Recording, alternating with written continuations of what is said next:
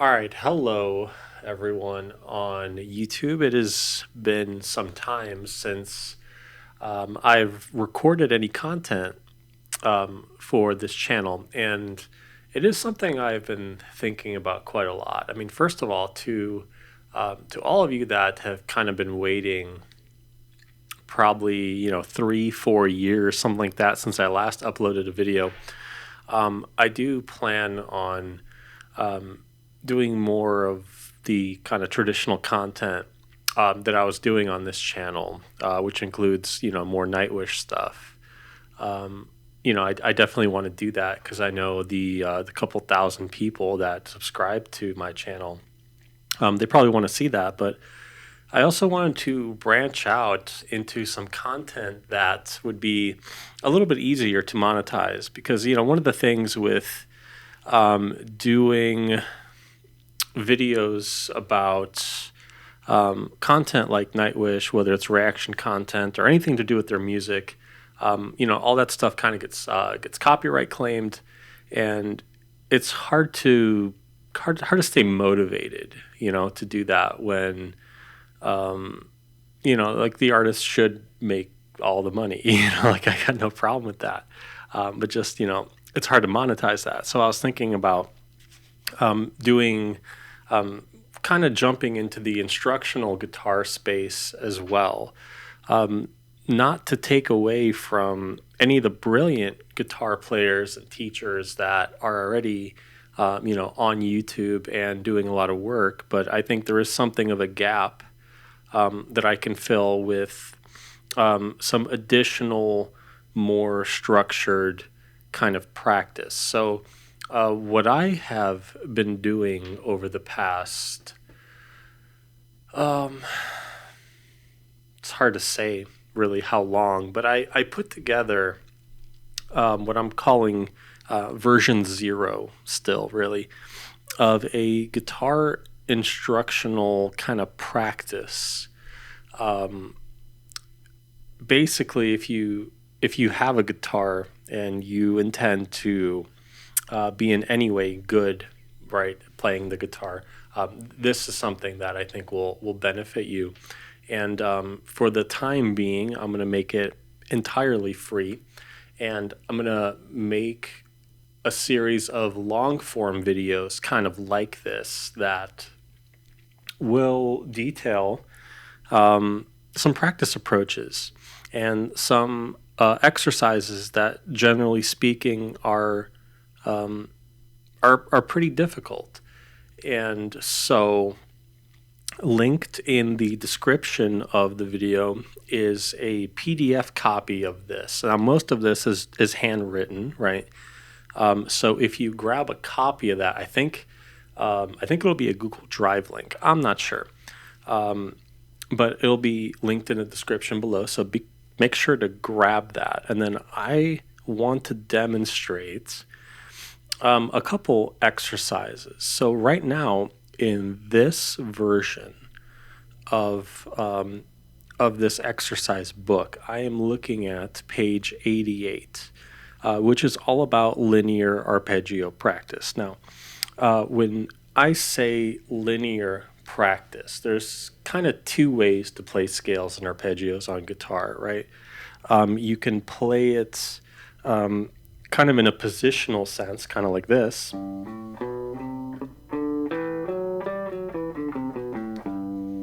right, where you kind of play in one position, right? And the thing with that is it necessitates that you're going to have to learn multiple positions, right?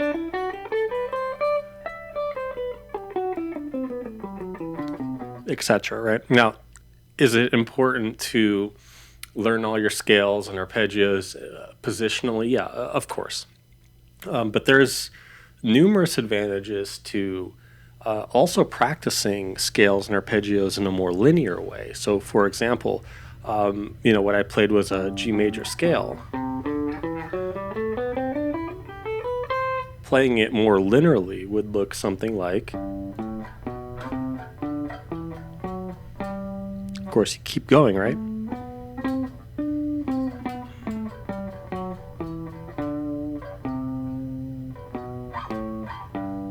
right, etc., etc.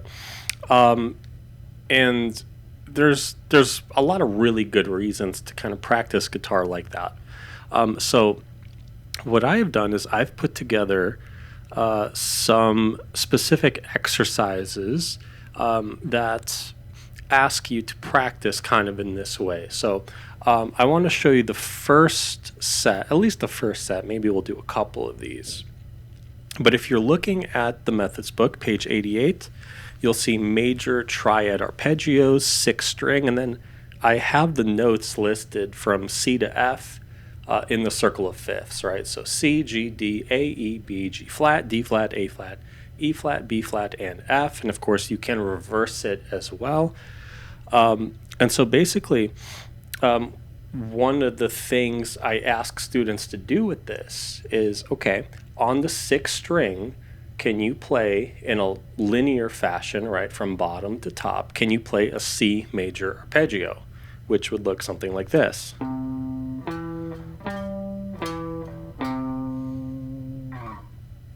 Right, just C major. Then can you play G major?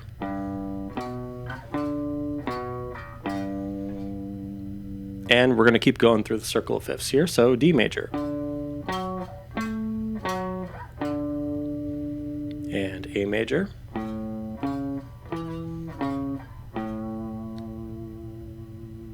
And E major. B major. G flat.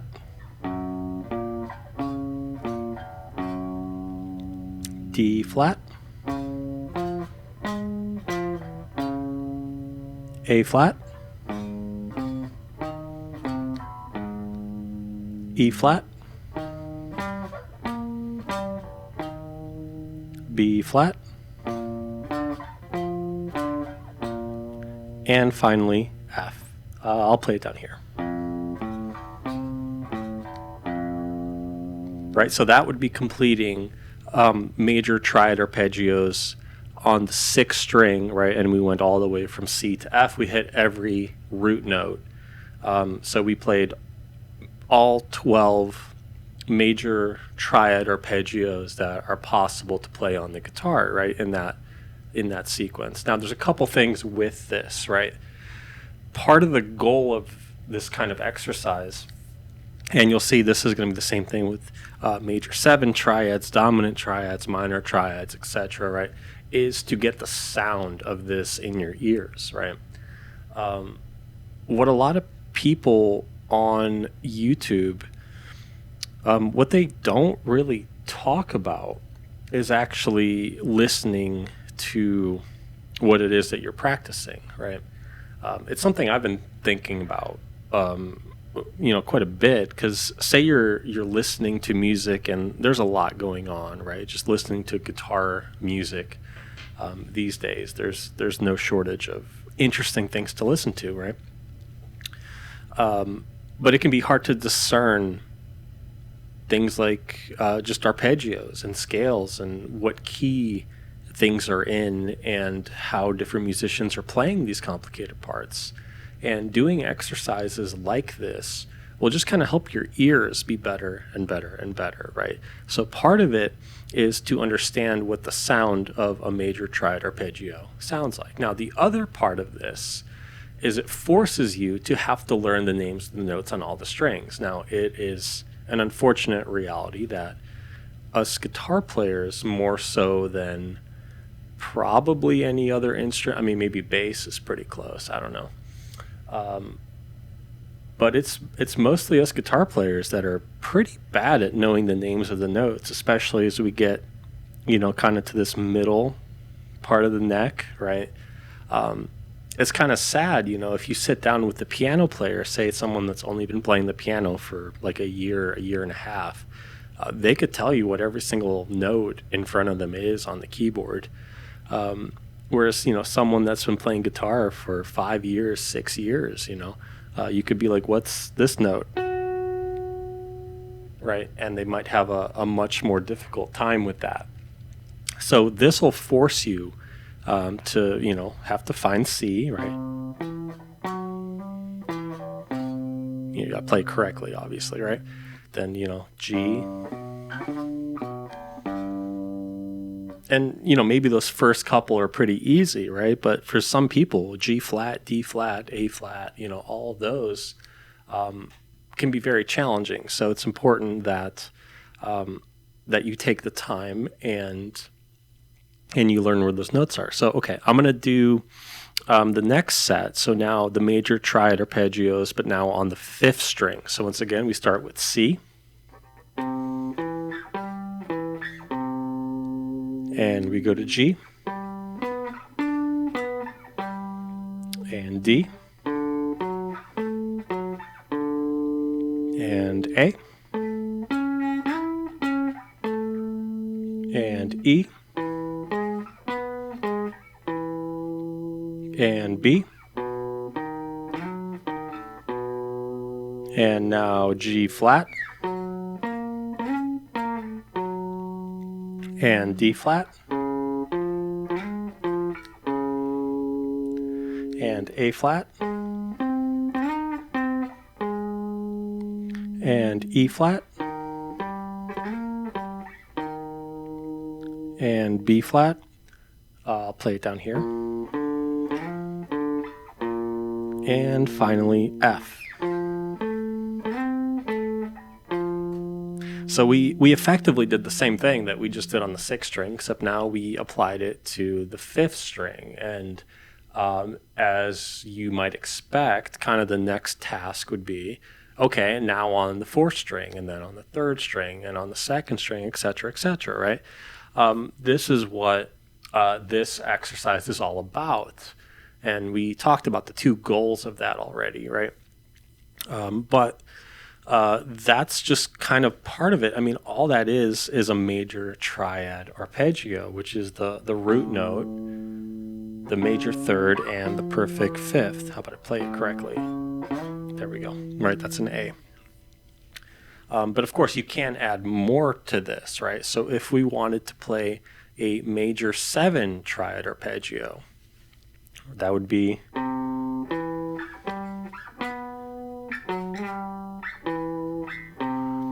You know, and as you kind of add more notes to it, you may have to kind of slow down and really visualize where those notes are. And, you know, you could cheat a little bit, and if you think about, you know, the major 7 being directly behind the root, which of course is the case, that's a way to do it too, right? If you kind of do one of those. But you're not going to take advantage of really visualizing on the guitar if you do it that way. You know, so probably practice it both ways. But C major 7.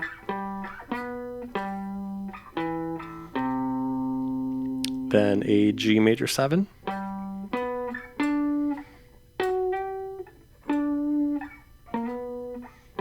And don't be afraid to use your ears, right? You'll hear when it's wrong. Okay, if you know what the arpeggio sounds like, you will hear when it's wrong. So make sure you go slow until you kind of really get it under your fingers. So here's that G major again.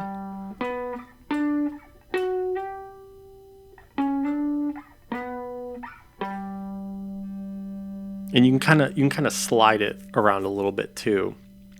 If you know it's kind of close, but you're just a little bit off, just slide it to the correct note and you'll be good. Same thing with D.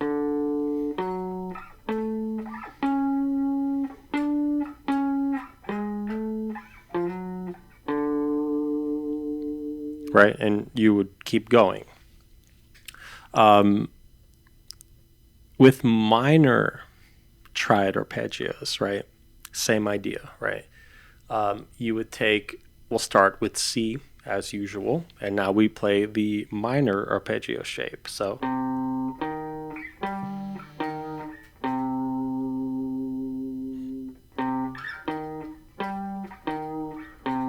just like that. And then G.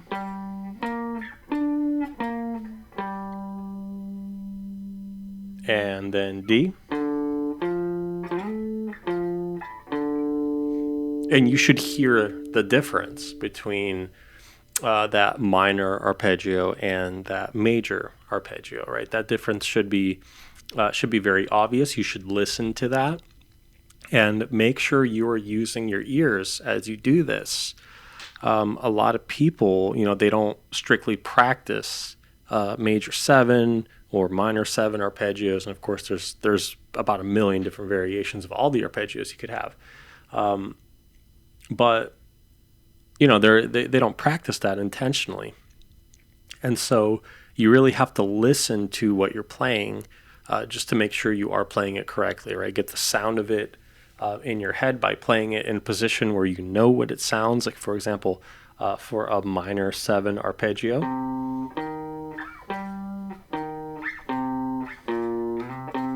would sound kind of like that, right? You have a flat 7 now compared to a root. This is in C.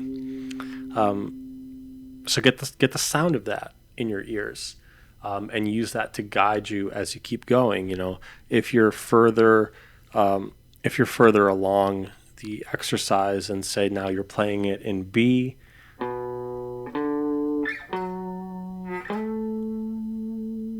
use your ears.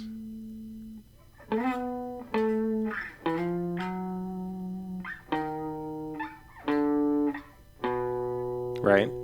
Can you hear when the note isn't quite correct, right? Make sure you use your ears on that, and you'll be in good shape for that. Okay, so that would be linear arpeggio practice. So let me now show you.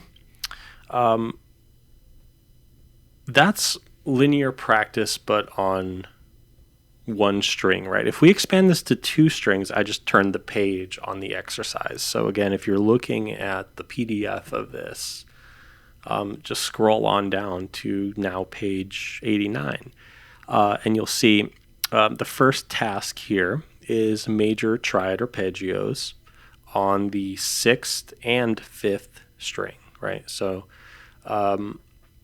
starting off on C, that would be like that.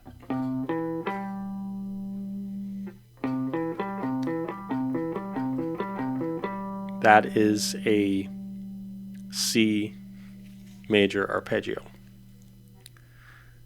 Now, let's take it through all the different, down the whole circle of fifths, right? So that's C, here's G, D, A, E, B, G flat, D flat, A flat, E flat, B flat, and F. I'll play it up here. Right, that would be on string 6 and string 5. Now this is a 7-string guitar, so in case it looked a little weird or a little different, that'd be what's going on there. Now I listed here for the major triad arpeggio 6th and 5th strings, I specified in 3 to 4 fret chunks, and basically what that means is this shape that I played stretches across 4 different frets, right? That's what I mean by that. I don't mean, playing the root, then the 3rd, and doing it further in 3 to 4 fret chunks. I mean just in one position. So now, major triad arpeggios 4th and 3rd string. So here's C,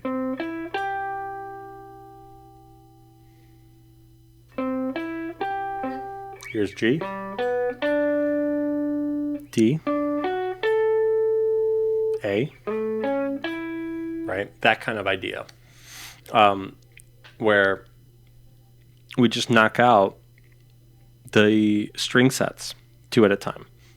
Now you can do kind of the in-between positions of this as well. If you want to do 5th string and 4th string, you know, you can do that. So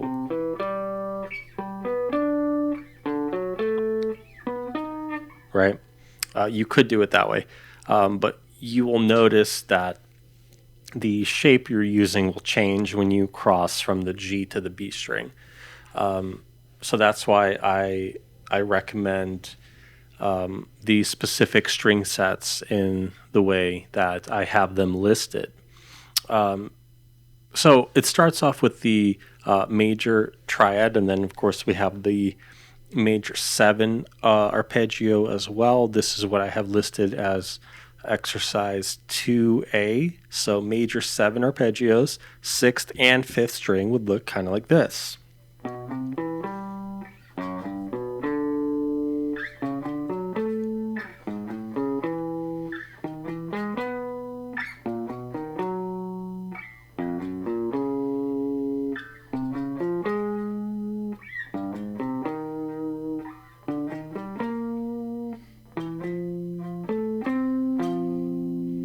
Now, don't be afraid to slow down when you get to the back half of the circle of fifths, in case you really need to work on the position of where D flat is, where E flat is, etc., because you may not be super familiar with the names of the notes kind of going up the string. Now, you should be, right?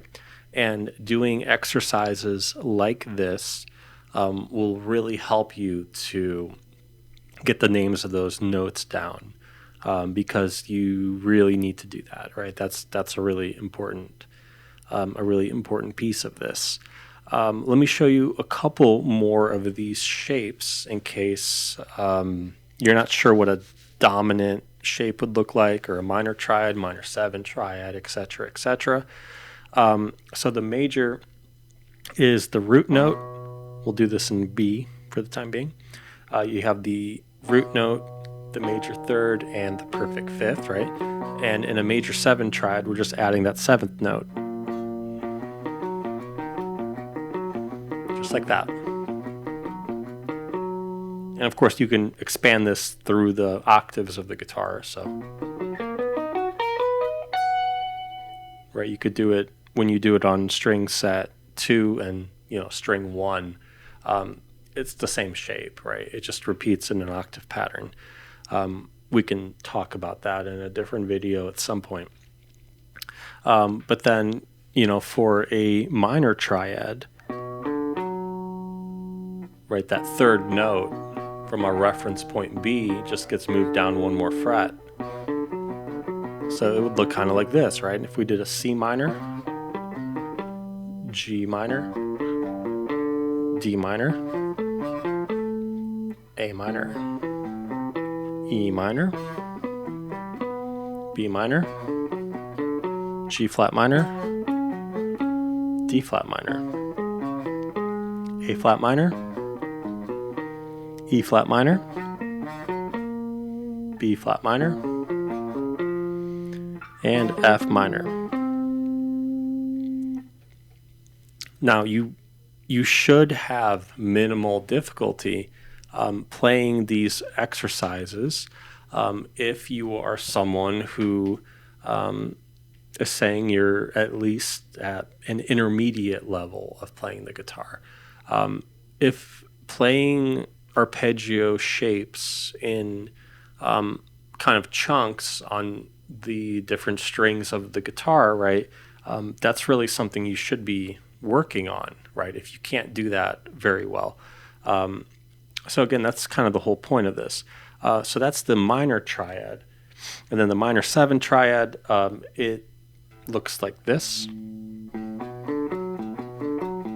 So it's a little bit more of a stretch. Now where that 7th note was, right behind the root, it's back 1 more fret. And then the minor triad the rest of the way. Right, so in C, G, D, A, all right, and keep going, obviously, right? But it would look kind of like that.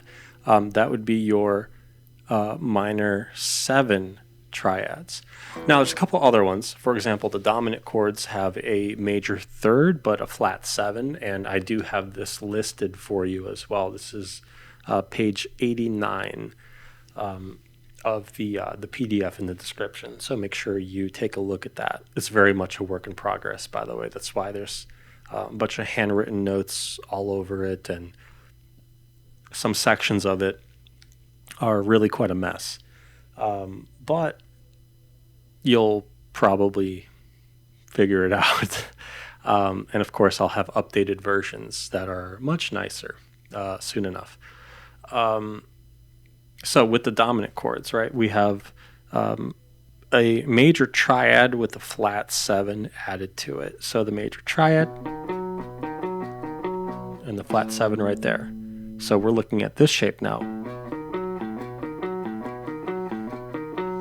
So from C, G, D,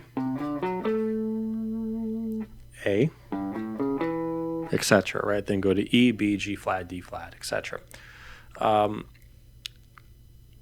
So that one is probably going to be more challenging if you do not have the sound of what a dominant chord sounds like. Again, it's super important you understand what chords and what arpeggios sound like, because music is something we listen to, right? So make sure you don't just know the pattern on the guitar, right? The physical shape you're playing on the guitar, but you're also aware what the sound is supposed to be and how it's supposed to sound. And if you're playing it correctly, you should hear it and you should be able to know that. I have that listed out in 2 pages. Basically, what we talked about just now was 2 different pages, right? Linear arpeggio practice, where on one string you go through the circle of fifths, picking a chord type, whether it's a major, major 7, dominant, minor, minor 7, or minor 7 flat 5, right? You're going to go ahead and play that on one string, take it through the entire circle of fifths. If you're feeling especially confident, then take it backwards, right? So start at F and work your way back around the circle the other way in what's called the circle of fourths, right? And same thing with the 2-string arpeggio practice that we just demonstrated here a second ago. Start on C, play that major triad arpeggio with just the 6th and 5th string, work your way to F, and if you want to challenge yourself, work your way all the way back.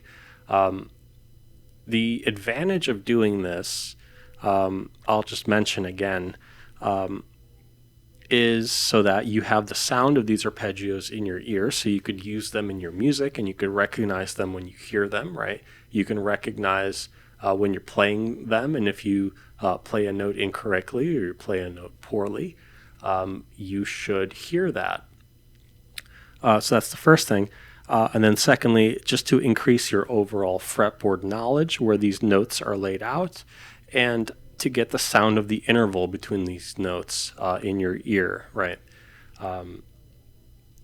So there will inevitably, if you're just learning how to do this, just learning how to play like this, there will be some guessing and checking involved, and so you have to listen, right? Really take your time and make sure you are playing the correct notes on this. It's okay to make mistakes, right? That is how learning happens, but you want to make sure that before you really start cementing something with practice, you are playing correctly. One of the things that my teacher had always taught me is, practice doesn't make perfect. What you practice, you will simply make permanent. You could be practicing something incorrectly, and, you could practice it all you want, and you will perfectly play that incorrect thing.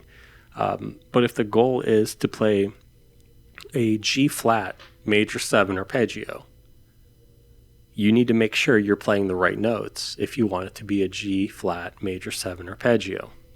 Because if you practice it wrong over time, that's what you're going to cement. And so you want to make sure you are also practicing correctly. So, can you do that?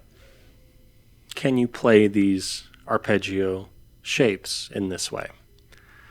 If you can't, then you have something to practice. And through this entire kind of methods book, I have put together, and as I will continue to clean up this book and make it nicer and a little bit easier to look at, I will put together more videos like this where I will show you some more of these exercises, and we'll talk about the advantages of doing them, why they are worth practicing, and really what they should look like, and probably most importantly, what they should sound like, right? The goal is to raise the overall quality of guitar playing.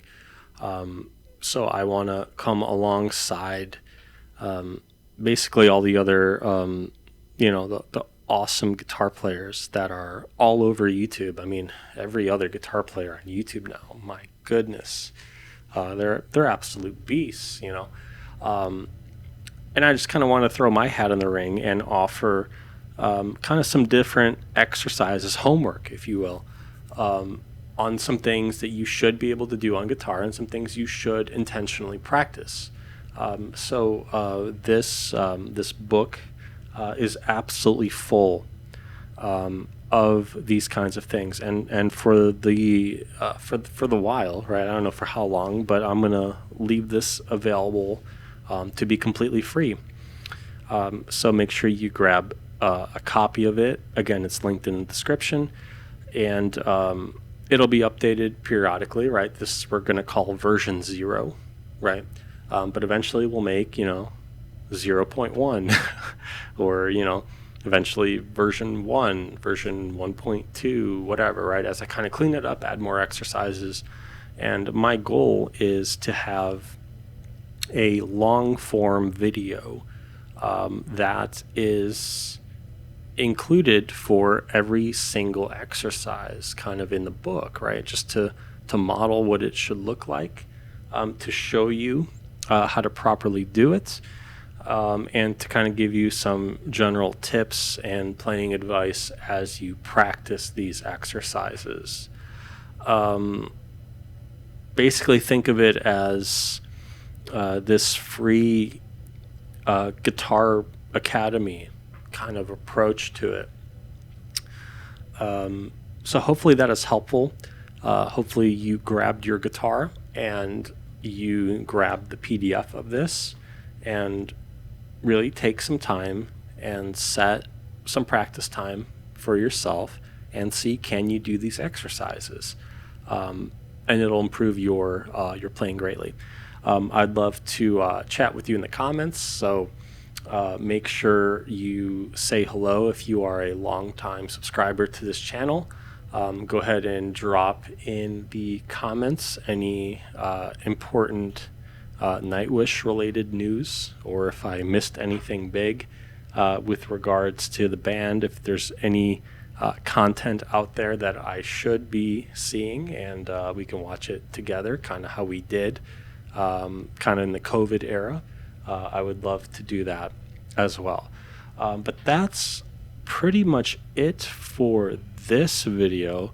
In the next video, we will dive into a much earlier section of this book, probably closer to page, let's see, probably closer to page 29, page 30, where I will give a series of exercises on pentatonic scale playing on one string, which is probably not something most guitar players are familiar. I mean, pretty much everyone's familiar with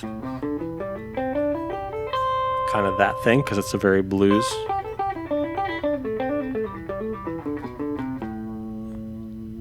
Right, it's a very common kind of sound, but probably most are not familiar in taking that sound and applying it up from one string, kind of like this.